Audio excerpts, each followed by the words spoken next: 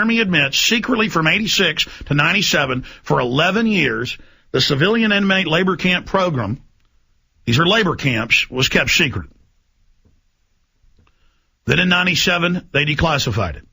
The Army runs them under the Department of Federal Prisons. And to beta test it, what they would do is they would tell the prisoners, we'll let you out a few years early if you sign this form. It's contract to agree to go to the camp and to be quiet and not tell family about it. That's how they beta tested and trained the troops. That, oh, it's normal. The prisoners like it. We don't talk about it. It's classified, but they live here at camps, American citizens, federal prisoners. Then they began in 97 when they declassified it to bring in state prisoners. The number of camps stands at over 24. Now the reports are confirmed, pouring in. Multiple camps in Texas, camps all over the nation being built.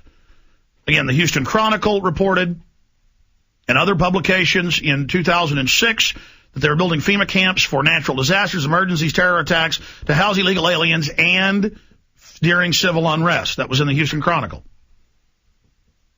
All these decades, we've seen the troops secretly training with the military. We go to the events, we get detained, we get in trouble, we get chased. In some cases, they let us tape it with role players they've hired screaming, I'm an American, please don't knock the camp. Where'd you get the helmet? Where'd you get the gun? You know, you're going to a FEMA camp. Where are you from? I'm from San Francisco. The role players with the Marines, with the Army, doing this. Other cities, the Marines walk up, the Army walks up with guns, with the police, says, turn your cameras off, to myself and others. It's all in Road to Tyranny. It's all in Police State 2000, Police State 2, The Takeover, Police State 3, Total Enslavement.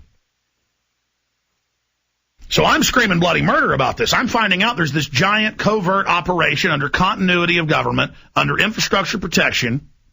I find out from police chiefs, emergency managers, the SWAT team commander in Austin, Lieutenant Beck, the police chief of San Antonio. I'm giving you sources here. These are sit-down interviews on video.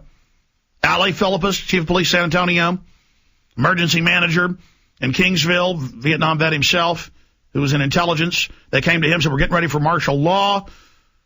They tried to buy him off with cash. When they said no, suitcases of cash. We went to other cities, interviewed police chiefs where they'd clearly taken the money, and they said, we're not going to talk to you, but yes, U.S. military is here in secret operations. So I began intense research in the 1996-97 on all of this. And I start warning people, they're gearing up, they're gearing up. People say, well, why hasn't it happened this year? Why hasn't it happened next year? Alex, you're saying all this is happening. You show us video, you show us documents, but where is it?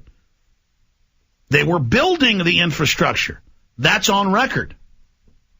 They were finding out which counties, which cities, which officials would go along with them, which wouldn't, which preachers, which pastors, which mayors, which city managers could be promoted to regional government because they would play ball and go along and take the payoffs, or the payoffs of advancement, or suitcases and briefcases full of $100 bills. This is a Northcom operation. Northcom is in the military literature in 1993. It was not founded in 2002. It is the true government, the military jurisdiction over North America. They've signed deals with Canada and Mexico to use Canadian and Mexican troops here in the U.S. Toronto Star, other publications. Congress bitched last year saying we weren't even informed of this. You're supposed to inform us of this. Again, there's hundreds of points. I'm moving quick here. All of this is going on. All of this is happening. We warn the public they're training the Marines and the Army. The Navy's even creating their own private army. That's in the Navy Times. Private mercenary armies. We tell you those are being prepared. Foreign troops are being prepared. They announced in the SPP Banff, Canada 2007 meeting that it's a secret operation and that it will be funded by the carbon taxes and off the NAFTA highways, and that they will use military in each other's countries in the North American system under Northcom. Canadian and Mexican generals then serve and liaison with Northcom. We're in the North American Union. This is seizure by foreign offshore banks. This is a corporate takeover, but they know it's illegitimate, so the people may say no to it. So they've got the military and the police state grid and the federalized local police and local state police to oppress the people when the public finally finds out they've been made destitute in the continent their forefathers conquered. Now, once they build the infrastructure, once they've beta tested the infrastructure, once they've trained the local police, the states, once they know what counties and cities are their friends, because a lot of the training is taking over U.S. cities and counties and courthouses and mock cities for the U.S. with role players as early as 1995, 96, 97, cooperative nugget with foreign troops training with role players screaming, "Don't put me in a camp." You understand? And these won't be foreign troops in foreign uniforms. These will be foreign troops in U.S. uniforms, but you notice U.S. uniforms have now been standardized to match the European uniforms. This is real. This is really happening.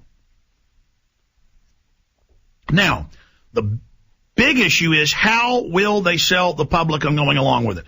Phase 1, build the camps, build the FEMA infrastructure, set up the training centers, create the core cadres, find out who will work with them, expand it. Phase 2, set up InfraGuard. 25,000 executives, bureaucrats, governors, city managers, county commissioners, corporate heads with sidearms, and this has come out in mainstream news. You can just Google InfraGuard. With shoot-to-kill orders on anyone they're told to kill during martial law. So you have an auxiliary of executives. In the next phase, and it's now begun, they're training their designates and quadrupling the number from 25,000 to over 100,000. That's what we know of. Armed auxiliary federal civilian forces sworn to national security in every corner of the United States. And the feds even stage little terror attacks and cover them up in the news and say the public would panic. You've got to be part of this secret stuff. And the idiots, most of them aren't evil. They go, "Oh, yes, the terrorist hit our power plant. We can't say anything." When it was the feds with a pipe bomb. So this is psychological warfare. How do you bring down the U.S.? Slowly. In 2006, it was 13,000. In 2007, it was 26,000 preachers. We haven't gotten any new data or declassified or secret documents. The number is unknown, but the plan said doubling exponentially every year. So we're conservatively looking over 60,000 preachers. And everybody suddenly sees their local TV preachers and radio preachers saying, you don't really need guns. And when there's an emergency, you do what the government says and go to these centers for your safety. And it's of the Lord. Romans 13, do it. You're now seeing at least 26,000 preachers do this. They're sending the police into public schools, telling the kids get ready for emergencies, teaching them how to load on buses at gunpoint with their hands behind their heads. All of this preparing everyone. All of this teaching them learned helplessness to go to the camps. Now, how are they going to sell this to the public now in the final phase? Remember, they're going to say, "Oh, we just built all these just now to keep you safe because the economy's imploding. Oh, my gosh, the banks have cut off liquidity. There's this big crisis. People are starving. There's high crime. People are rioting." As all the experts are now saying they'll do. Decades of this being set up. Decades of the troops training for this. And so people are actually on Infowars.com and PrisonPlanet.com in the comment section under this article going, well, stuff's breaking down. They got to do it. And I always told you that right when the banking crisis began, right when they engineered it, they would then claim a new world bank with power over the U.S., with the Congress signing over its authority to take over private industry, to take over the roads, the infrastructure, and it's now in the mainstream news and the Wall Street Journal saying, well, we need this, and we need a new currency in a North American Union. Only that will fix the banking crisis. How are they going to sell it? You're now seeing. So how are they going to sell the public? How did the Soviets, how did the Germans, how did Mao sell it when they rounded up tens of millions and took them to forced labor camps and killed millions?